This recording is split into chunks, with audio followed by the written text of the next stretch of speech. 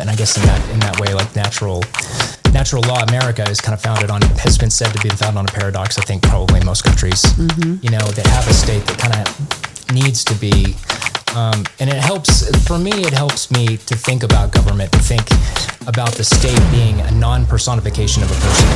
Like you hear that the president, for example, when they're operating and even you see the laws reflecting this too, that when the president is in the office of the presidency, they're the office, not the person. Right. And so people, say Mr. President or, Your Highness or whatever the head of the state. And when they're acting on behalf of the state, it's kind of not really, it's not supposed to be maybe personal, which is, kind of disconcerting whenever you're thinking about it being adjudicated along those lines. Sure. I mean, because it could mean that something is being done that's immoral, but really, and the question is, and I mean, I don't believe this about the United States of America or anything, but that's because, we believe.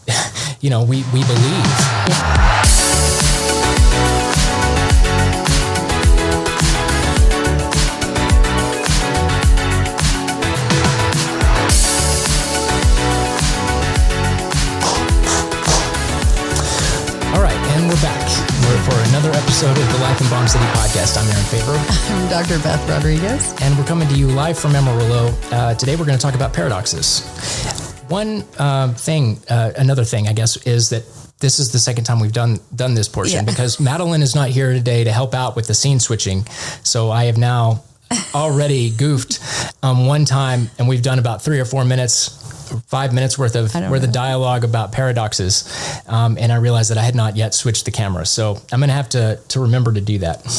I don't think it's I told you not to do. I was like, it's fine. I don't care if the camera's on you while I'm talking. Or... Well, this is for our Argentine viewers. I love that. Which apparently we've got. I don't think I realized that we had, out of all of everybody that watches and subscribes to our stuff, we have people from Mexico and Argentina and the United States. We have people from Germany and the United Kingdom and Canada. And so, I mean, I think that's helpful to know that kind of stuff. It's the kind of stuff that YouTube, I guess, is keeping track of. That's really cool. Yeah, it is pretty cool. So what is a paradox? Okay. And maybe how can we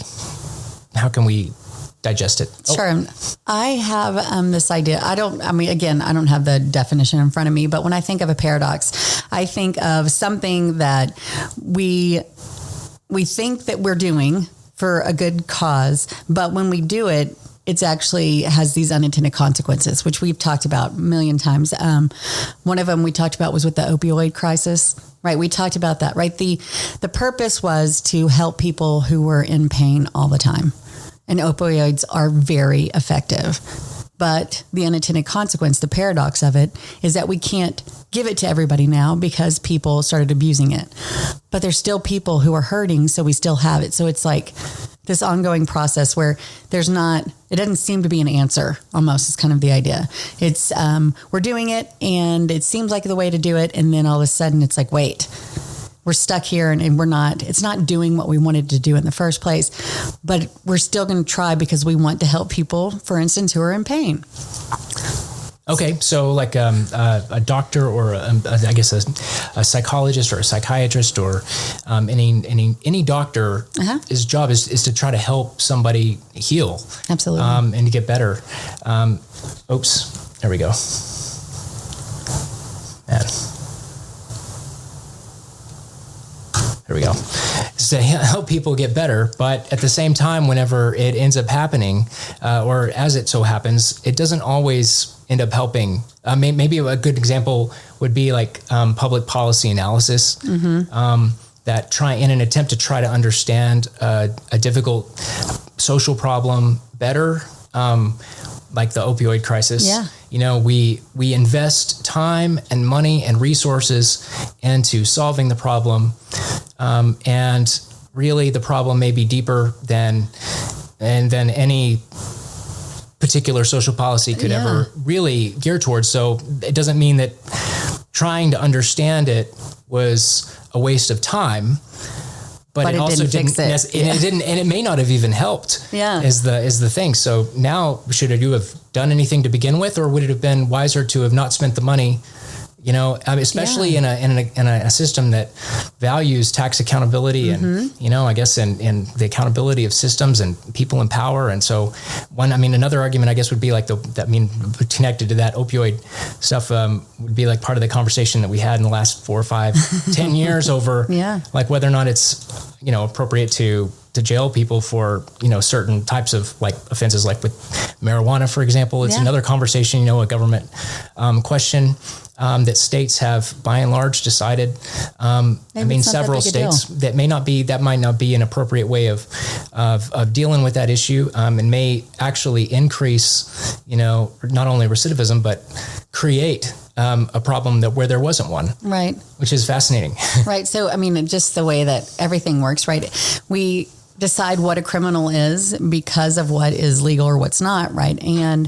But then when it's not criminalized anymore, is it good for you now? Or is it, and that's the paradox of everything is yeah, you're good.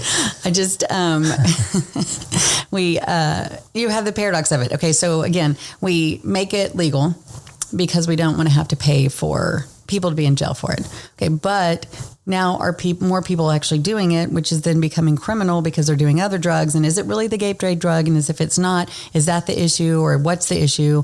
And if it's all about making money, then why don't we legalize all the drugs? And then everybody's like, whoa, hold up. And it's that's the idea of the paradox again. Yeah, there it is. I think that one thing I was reading on my news feed, there's all kinds of stuff. I click though on specific things like because I think that they're kind of probably they're kind of silly. Sometimes they're kind of silly, like the royal family. For some reason, I've got probably a tendency that we talked about, like to click on the royal family stuff, and I can't really explain why. I think it's just kind of like, it's almost just like cheap fun, and but it's a problem for them because they're a real family. Yeah. And although they've made it part of their life to, be public, they still want to maintain their private life. So it kind of makes you wonder whether or not they're making public their private life, or if their private life is actually their public life, which is not paradox. Maybe it's more of a contradiction. Sure. And maybe that would be a good thing for us to talk about a little bit too, is what the difference might be between having something that seemingly contradicts itself, sometimes, for example, like intentions, and something that has like a natural law attached to it. And one of the articles that popped up in my newsfeed ended up not even being a royal family one. It was, sometimes there's just science things that I'm probably not going to understand, but they are deep physical problems, or I guess astrophysical problems, or whatever they're called. And this one was the grandfather paradox, where if you were to get a time machine and go back in time and like kill a grandfather who is one of the, original members of the family to create a line, you've just eliminated the person that would actually allow that same person to build a time machine and go backwards. So what happens there? And, as an attempt to say that I think somebody had tried to resolve that. They've been trying for sure forever. But that is one that has popped up as being something that quantum reasoning is trying to help us understand, maybe, But it doesn't make sense, right? So if you killed the grandfather of the person who created the time machine, then that person technically would never be born because their grandfather's dead, and therefore they never would have developed the time machine. So he can't go back to kill the grandfather. Right. And that's like, wait, what? But he did it. So it's like, that's where the paradox comes in. Right. And so, that brings up all of the Back to the Future. Oh, yeah. Right? Oh, yeah. Because he goes back to change something. And if he does that, truthfully, shouldn't it change even more, even the idea of him maybe not even knowing Doc Brown? Right? Because the reason he knew him is because he was not the popular kid. He was the one who got bullied by Biff. Right. And didn't he tell Doc Brown about the flux capacitor Yeah. Also, like towards the beginning of the first one, when he first arrives in 1955. So did he help Doc Brown understand the flux capacitor to a point where he could actually invent it later? Because if I remember right, I mean, kind of going back a few years, Doc Brown slipped right in the bathroom and hit his head, and when he got up, he drew a picture of the flux capacitor. Yes. The whatever makes time travel possible. So at that point so when he tells him about it, wait, that's not possible, because how could he be the one who told him? Because then it never would have been made, which then he wouldn't be able to travel back to tell him. Right. So and that's the paradox of time travel, and the stuff that, that you change or don't change, or if people are affected by, or whatever's happening. It's like, isn't that the reason instead of the reason that was originally the reason? Right. And why is that one easier? I mean, it's seemingly so. And I mean, that's an assumption. It would be fun to test, right? I mean, I'm sure there's plenty of people that have undergone some form of that type of a study or something, as to why it settles more easy on the soul to think about questions like that than to think about or accept, maybe paradox in like their lives. So, for instance, Tony Robbins has I watched the series on Netflix about him. I think it's called "I'm Not Your Guru," and it begins, with him trying to talk to people about being grateful for the things that they have. And one after another person up there, they're, upset about something and frustrated, and it's ruining their life or whatever. And he says, you should be grateful to this person for this, because without that, you wouldn't be. And I was like, I wonder if he got that idea from the Back to the Future. Yeah. It's a paradox seemingly, but I mean, I think part of that is that those individuals don't want to accept that they should be doing something different, maybe. Maybe it's just what is that? It's there's a psychological term that has informed, I guess, voting and civics, because it's something that changes whether or not people want to vote or not, whether or not they feel hopeful about the future, or whether or not they just feel like it's all meaningless. Yeah. What is it? I don't know. Where you feel hopeless. Like, what's the point? Yeah. Not disenchantment, but although that's part of it, it's like you feel unsettled by the idea that, you don't make it immediate. Ambiguous, not ambidextrous. Yeah. I'll have to put it up here. It'll be a short. Okay, perfect.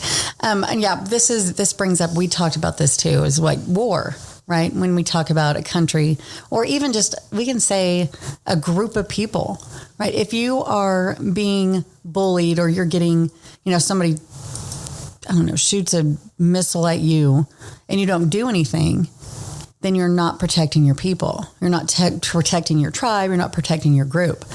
But if you do end up retaliating or going to war or doing something else, then you potentially and probably are harming your people, which is not what you want to do. That is the reason that you retaliated, so they would be safe. Okay, and that's the whole point of war, which is a paradox. Yeah, and that's exactly right. It's reflective of human nature, and I guess in that way, like natural law. America is kind of has been said to be founded on a paradox. I think probably most countries, that have a state that kind of needs to be. And it helps me to think about government, to think about the state being a non-personification of a person. Like you hear that the president, for example, when they're operating and even you see the laws reflecting this too, that when the president is in the office of the presidency, they're the office, not the person. Right. And so people, say Mr. President, or, Your Highness, or whatever the head of the state. And when they're acting on behalf of the state, it's kind of not really, it's not supposed to be maybe personal, which is, kind of disconcerting whenever you're thinking about it being adjudicated along those lines. Sure. I mean, because it could mean that something is being done that's immoral, but really and the question is, and I mean, I don't believe this about the United States of America or anything, but that's because, we believe in aspects of, in a democratic form of government requires like our personification of our values. Sure. And so does that make, if what they're deciding is not a personification of the people, is that then in a democratic society, that office now a non-democratic institution, or is it a democratic institution by other means? And are they required to act morally, or is it more of an amoral? It's maybe one of those, a paradox, if you will. Sure. Well, I mean, that brings about the whole idea that we've been talking about when it comes to different personality disorders, right? We said that there are some characteristics and that we as a society look for people to be like our leaders and be in control. Like we have this idea that you should have that confidence that you're better. If you're going to run for the leader of a country, you do have to have some of this idea that you are better, that you do know better, that you can, right? And so we actually reinforce that narcissistic type of personality in that situation. We also have like people who are considered to be like the head of a department, or I'm not a department, I guess a CEO, where they are only looking at the bottom line. They're not looking at the individual. They're not looking at, and that kind of gets rid of the idea of the sympathy, empathy type, which again, could be part of a personality disorder. But if it suits them in society, is it really a disorder? And the answer would be no, right? And that's where it's a paradox, right? And that kind of goes back to this idea of with the democracy and the president, right? We want them to be a certain person. We want to put a certain person in that position. But when they get into that position, we want to pretend like we want it to be like a personality. But the truth is it is now an office and you're making decisions that are for the good of everything instead of that personal.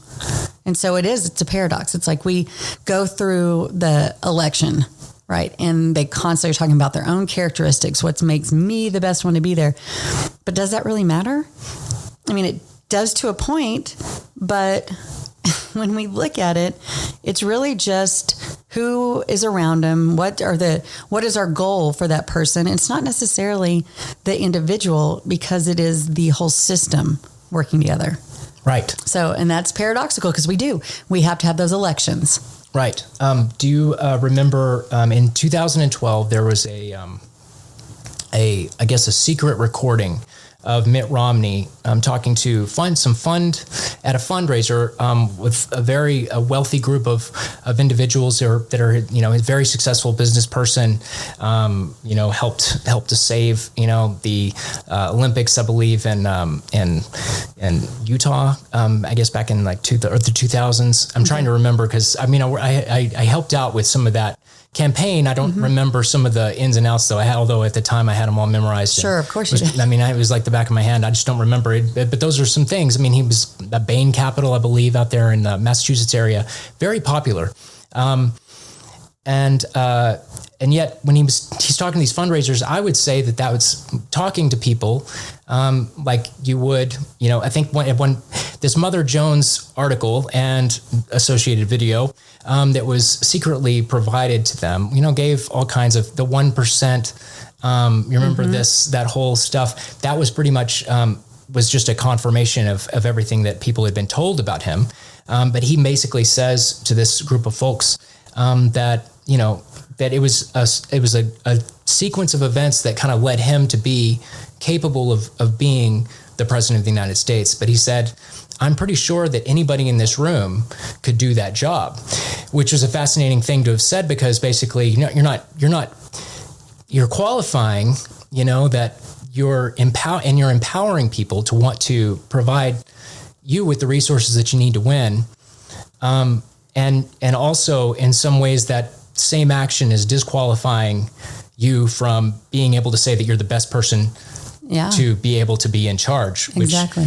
Because you're telling other people that they could also be in charge. You could do this. It's just there's a certain number of things that have happened to me that have set me somehow apart. I personally don't feel like I'm better than y'all, but destiny has kind of put me in a position where I can do something about it. And I mean, that's a fascinating thing. It is. I mean, and that's the paradox again, right? It's like is it really the president who does all the things that we want him to do? Or is it the representatives that really come down to who's in charge of the committee and he's just the one that okays or knows? And it's like, what? Because we just spent all that time doing that and all the money doing that. But then again, we always say that, okay, we're ruled by the people, right? We're a democracy. So we're not an oligarchy where we're not ruled by a committee of people. But if we think about it, I mean, could we be? If because we see the biggest influence from the people who have the money, these super PACs, the lobbyists, all of these different things that play into it. So again, it's a paradox because no, they didn't. They maybe supplied the money. They did all this, but we voted. Right. So they are our representative or for whatever reason, even local and Senate, everything along those lines, but also the president. So we voted. So it is a democracy. But when we look at the people, the super PACs, the money, the lobby, right? All of that is the money that goes into the campaign that then would influence the individuals that would. So again, a paradox. Yes. And I mean, how much of that is just human nature? I think I'm not even on camera sometimes. So it's just, I mean, hilarious. We're just going to have to deal with it. Yeah. Sorry. Don't cry for me, Argentina. Yeah. But I think that that was Madonna that, I mean, it's not originally Madonna, is No, it's not. But yes, she did the it. 90s or the 80s? I don't remember. I'm probably late 80s. Well, it was my first experience of Argentina. I'd never seen it. Currently they have. Was it? But you know who I think it was? Who? Sinead O'Connor. Was? Actually, I don't know. I'm trying to hear it in my voice, and for some reason, my voice in my head. Right. Yeah. I mean, I don't even remember the name of the I don't know. world leader. I mean, he's very well known. Yeah. Obviously, there's a musical. Yes. I guess about him. Just makes you famous in some book. Yeah. But anyway, so yeah, Argentina has made a lot of headlines recently because they are going through some economic hardship and have been through a lot of austerity measures in their economy. And this is not necessarily a paradox or anything, but I wanted to mention it because their current president has really pulled them out of a tough spot. And they've been very patient and very helpful, but he's been very good at asserting and helping explain why they're doing what they're doing and that it might hurt. I think that it's not necessarily a paradox, but maybe just like something that kind of coincides that there are other places in the world that are doing the same thing, because I mean, it also helps to not think of this as a movement necessarily, but a cycle where just like any business, you're having to make room for growth in the future and maximize your growth in the future and make yourself as effective as possible. So a public institution, I think, is possibly no different in essence from a private institution, but the fact that it's a public institution is exactly what makes it public. Right. It's like it's different in that sense. So, and it's supposed to be different. And so you have to guard the image of it differently. You have to guard everything is guarded in a separate way or in a different way, maybe by people that the public has to be able to trust. And so, I mean, you need the most the most integrity possible. Whether or not it's just in the system, but guarding the system as well. And I don't know, because sometimes, again, like we were talking about the president of the United States being an office holder and the namesake, Mr. President or Madam President someday, would suggest that the person is making decisions sometimes not on the basis of their personal moral convictions, but sometimes just based off of legal principles, or maybe even like human nature, which is, again, one of those questions about, where at that point, where do you take the power and put the, where is it more important to have integrity in the institutions that oversee the presidency? And so then you go back to the House of Representatives, and you've got 435 individual people with individual districts and individual local economies and profiles. And I mean, it's crazy to think about how different the country is when you break it down into all of those different districts. And even making it more complicated. Every single one of them are trying to make sure that people know that they're working for them. So they need to be able to get into the media cycle in some way or another and show people what they're doing, which, because they're in competition with 434 other people, the 435 individuals have to get more and more dramatic, right, with the things that they care about or look like they care about, so that people will pay attention to why they're doing a good enough job to be able to vote for them every 2 years. Yeah. Because, I mean, it really limits the amount of work that you can do, because you're thinking about, I mean, they're right. You have to be in power to be able to make good decisions and to be able to decisions that are going to help and benefit people. Yet by caring about that stuff so much, people are kind of perpetuating a sense of, seeming drama and, all these things that maybe are making us more persistent in looking at things that we maybe really shouldn't care about as much or wouldn't care about if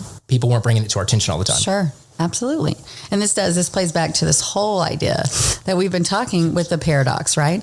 Where it's like, okay, wait, if I don't do this dramatic craziness, which maybe I'm not really feeling that, but if I don't do it, then I don't get voted in again. And if I don't get voted in again, then I don't get to actually do anything, which even if I get to do something, even if it's this thing that I'm acting like or dramatically caring about, then, I could be seen as good and then voted in again. But if I don't, and I'm just really working hard at something instead, and it just happens to be background work instead of this in the front and showing, then I don't get voted again, even though I'm doing a lot of work and it's being very beneficial. If it's not in the headlines, no one knows, I don't get voted. And it was like, well, that's the paradox. So it's almost like this whole idea, squeaky wheel gets the grease. And it's like, that's sad. That's crazy, but that's how it works. Because how else do I know that you're doing something? Right. Or not doing, that's it. Either I know or not, because it's loud and dramatic and you've brought attention to yourself. Okay. And that happens sometimes, even within a company. Like this probably has nothing to do, but it kind of does, paradox idea. I have one of my brother's good friends was working for a company, and he did a great job, and he worked for 20 some odd years, but he was never the front person on anything. He never was, kept moving up. He just did the job, and he did a great job. But because he didn't have any of those, he got let go when they downsized. And it's like, wait, but he's a great worker, but they're going to keep somebody else on who constantly was in people's faces and doing stuff. And that's just not his personality. But they got rid of an amazing worker. But that's how it works, right? So sometimes you do have to, hey, look at me kind of thing, even though that's not maybe who you are, just so people will do it. And that's a paradox in itself. Right. And which reminds me of something that we do here at the college, by the way, which is like our rank and tenure files, which is normal for, I think, a college or a university, right? Or any place where you're applying to move up and advance, anywhere requires you to be able to step forward and say, look, this is what I'm doing. This is the value I've added, right, to the collective institution or the collective or the individual department or whatever the case may be, and say, this is what I'm trying to do. And I remember my first year at Emerald College, somebody was explaining, what this was. And I was like, so we're just supposed to list the things that we've done. And I think my very first, my first version of my application had to do with, it was a list of things that I had done instead of a narrative, and they wanted a narrative. And so I had to rewrite it, but rewriting it seemed wrong because I felt like I was just trying to spike the football and, on things that I'd done. So I was trying to provide, and it's a balance. It's a weird, it's like monkey dancing on a razor blade. Hey, look how great I am. I'm amazing. I'm the best thing in the world. But at the same time, if you don't highlight yourself, then you can get passed by.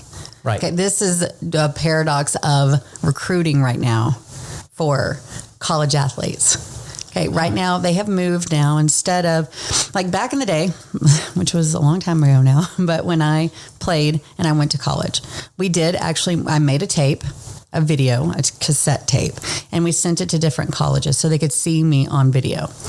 But a lot of them showed up to here in Amarillo, to Amarillo High. They went to different tournaments that I played in for volleyball. And that's how they recruited me. That's how I got the opportunity to get a scholarship to go to different colleges they applied to. Okay. And then I went and played. Now they don't. It's almost like instead of them trying to find the people, they have so much opportunity just at their fingertips with social media that it is the squeaky wheel, it's the loud, it's the proud who end up getting noticed, and not necessarily the one who works hard every single day and does this. My son is not very good at highlighting himself on social media. And I constantly am saying, he's like, Mom, but that's just not me. And I'm like, but that's what they are looking for. And if that's what you want to do, then that's what, and he's like, but I want to play. But if that's the reason they recruit me, I don't want to play there. Again, another paradox, right? The only way he's going to get noticed is if he is showy and hey, and putting stuff up. But he doesn't want to do that, but he wants to play. But if he does it and then he gets to a place and they chose him because of that, he don't want to play for them because that's not how he wants to be chosen. That's not how he wants to be seen. Paradox. It's crazy. It's really interesting. I mean, from highlights that, we're talking about like being founded on a paradox. The U.S. has like these different traditions. And I mean, it's far more complicated than anything, like I could really honestly, I think probably understand. And there's theological aspects to it and all these other dimensions that I'm not. But at the same time, I think from the perspective of what we do, we can absolutely understand it. Human dignity and political liberty, the two fundamental traditions of, for example, like the U.S. Constitution and what we do in our government, we're supposed to be working toward realizing better understandings of both of those things. And people say that the U.S. is founded on a paradox in the sense that we have a system that is meant to benefit or meant to further the purpose. Well, is meant to highlight and provide an opportunity to add to a tradition that exemplifies human dignity and political liberty. At the same time that, the South and other parts of the country have systems of, slavery. And so, I mean, whether that's truly a paradox or not is something that, it's been left up to historians and individuals that are trying to, further a religious perspective or whatever, trying to expand, their own efforts or their own business or whatever the case may be.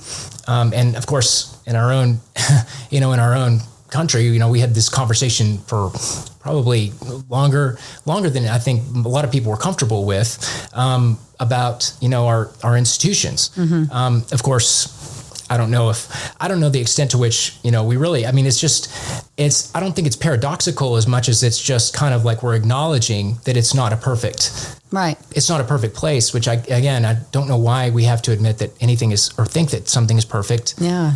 Nothing is perfect, right? Right.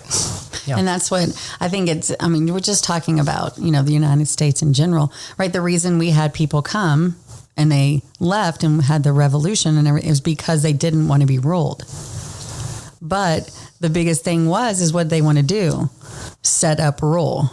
Like, the Constitution. Now they wanted it to be more, different than it was before. However, right, it is still, that's the idea. And so people were, I'm sure they had a lot of people trying to buck the system in that situation where it's like, wait, we left so that somebody wouldn't rule us. And now all of a sudden you're trying to set up a system that rules us. It's like, that seems like a paradox, but it's like, I am, but I'm not, but you are, but not in the same way. And that's kind of this idea. It's like, we constantly are trying to help people. And that's like the bureaucracy of things, right? The reason we have bureaucracy is so people know the rules, and we can get stuff done. But what happens? We talk about bureaucracy being the red tape that keeps us from just getting things done. Wait, that's not the purpose of it. The purpose was so you knew exactly what you had to do to get things done. But then all of a sudden now it has to go through 10 hands because the rules, the whatever, and then it keeps you from getting things done, which is a paradox, right? Right. Yeah, for sure. Yeah. I mean, and good grief. There's so much, I mean, prohibition. I've got things, a small list of paradoxes. Prohibition, the policy from the Volstead Act, back in the early 19-teens and 1920s, that resulted in like kind of in a paradox, creating more problems than it possibly solved, or maybe leading to an increase in the very behavior that it was trying to decrease. And think about all the money and treasure and lives that were spent not only enforcing it, but I mean, also there was a constitutional amendment that gets passed that requires another constitutional amendment at great effort and again, at great cost.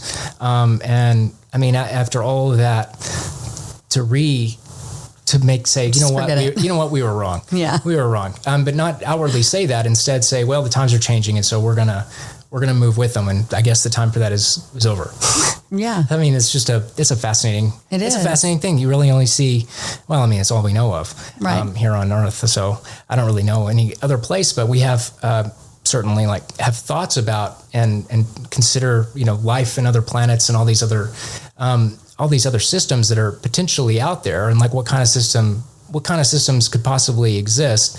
And not to sound, really far out there, but I mean, I've been thinking about this for a little bit the last couple of days. And another aspect of this, I think, is how much of that is real and how much of it's just being projected. Sure. And that's one of those situations that when our perception, there's tons of different paradoxical things, theories and ways that happen with psychology. And one of them is it does deal with your own perception, and it does deal with things that we are assuming or perceiving or have this assumption, which we've really have never experienced and we've never really been around, but we just already have the idea of. So yeah, I think it happens all the time.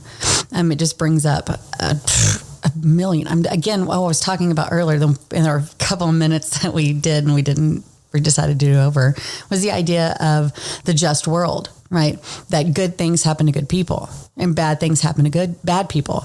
And the truth is that's not true. But we still use that as like a mantra or a way that we live life. I'm going to do good things because good things come to good people. It's just the way it's going to happen.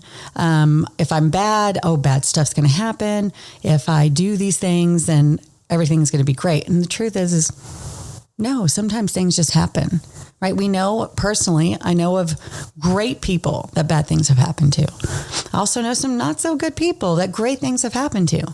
So it's almost like this contradictory situation, which we're kind of talking about. Is it a contradictory situation or not? But the reason it stays a paradox is because we continue to do it, even though we're not getting the real result. It's almost like we want to have that illusion of control, which plays into that. We don't know if that's really what caused that behavior. We're just going to keep doing it because we have that illusion of control. We have this paradox of good things happen to good people, which we know is not true. Right. But we keep doing it. For sure. Let's see. And also, it kind of plays into what we were talking about earlier, the adage of, in order to have peace, you have to prepare for war. And that's part of the same, probably the same cycle. Human nature, in some ways. So our attempt to keep things in play, if you will, can sometimes end up reinforcing the reasons that it's in play to begin with. We have an idea called the security dilemma that we deal with. You can see it in real life going on because of things like the arms races and things like that. Privacy. You end up, for sure. The whole private public sphere of things. What you are allowed to say or whatever, allowed to, is it more important to be able to say the right things, or is it important to have the power to back up the threats that you make? Now that is, I think, probably the real essence of that question. And if you think about the natural world, something that Thomas Hobbes is, one of the political philosophers, like his perspective on this was that there's, the state of nature, and then there's like this artificial state of nature that we create around the state of nature, but is reflective of the state of nature. And you see it with state power. Yeah. And really it's the credibility or the legitimacy of the threats that they make that provides them with other instruments of power, whether it's moral or it's, if it's economic or anything else, if it's not being backed up with something that is capable of using force, then maybe people wouldn't pay attention to it. Right. It makes sense. Yeah. I'm trying to think what else we were talking about, but I know. So one of the other topics that we've talked about in this last couple of podcasts was AI. So I thought it would be fun right before I came in here. I was like, I'm going to ask AI, what is paradoxical about AI? And I thought they would definitely come up with some, but they came up with 10 different long definitions and paragraphs of 10 different possible things that happen because of AI, like the idea that we develop AI to have artificial intelligence, to have this intelligence, and we want them to be as smart as humans and to do things that we can't in an amount of time that's quicker. Okay, this is great. Right. We want that to happen because now they can do things that we can't do. And that's great. But then if they can and they have that ability, do we lose the control over them? Because now are they the ones who are in power? Are they the ones who run the systems? Are they the ones who now have that complexity that we're missing because we can't do it, or we haven't been doing it because we've given those tasks over to AI? And that's one of the things that it even brought up, which brings up all the movies that we've been talking about, right? The idea of The Matrix and Terminator, WALL-E. I mean, any of these things, it's really all about like the paradox of we want to make something better, but by making it better, we make other things worse. And that's like with technology, right? We have the phone, which is great because now I can get it on my kids whenever I want to. But as a parent, that really does take away their independence, which that's all I want to do as a parent is for them to learn independence. But if I'm constantly checking up on them and making sure everything's okay, then I'm actually not letting them be independent. Okay, there's the paradox, and that's what's really interesting. Right, and I guess that's one of the things that we say is special about our children, right? Is that they're not capable of making decisions on their own, but the only way to learn is to try. Right. So I mean, it's a really like when do you do that? When do you let them? Yeah. A little bit at a time, maybe. Yeah. I don't know. I struggle. So anyway, okay. Well, thank you, everybody. I think that we've been going pretty good. So thank you, everybody, for listening and tuning in, and we'll see you next time. Yeah. Have a good one. All right. Bye-bye.